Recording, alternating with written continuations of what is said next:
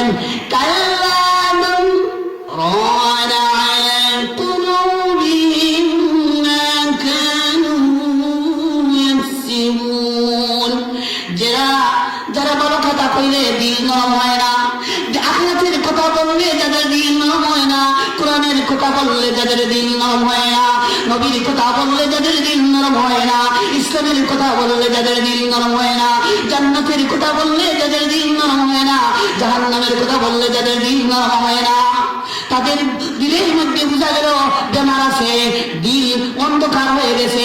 দিলের যে একটা দিল আছে, কল্প আছে, কল্পের গোষ্ঠীর টুকরা আছে, এটা কালো ময়লা আবর্জনা ভরে গেছে, যার কারণে সে ডাকাতকে যদি জিজ্ঞাসা করা হয় তুমি কাকে ভালোবাসো, সে বলে আল্লাহকে ভালোবাসি, আল্লাহ রসুলকে ভালোবাসি।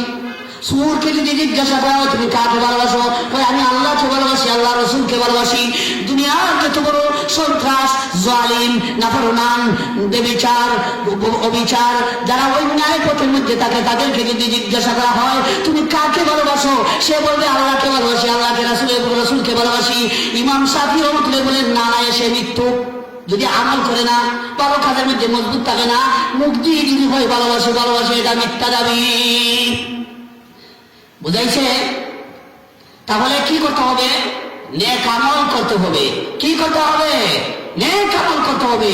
নবীজি সাল্লাল্লাহু আলাইহি ওয়াসাল্লামের সুন্নতকে আঁকিয়ে দিতে হবে, ভালো কাজকে সমর্থন করতে হবে, ভালো কাজেরকে প্রাধান্য দিতে হবে, ভালো কাজের দিকে মানুষকে উদ্বুদ্ধ উৎসাহিত করতে হবে। এটাই হলো আলামত, নেককারের আলামত।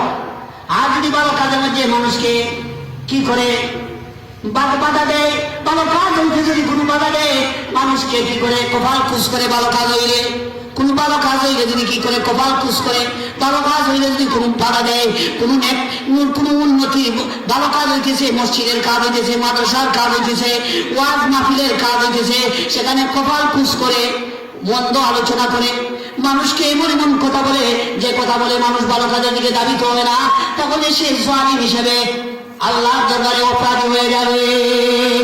নাউযুবিল্লাহি মিন যালিক। আল্লাহ বলেন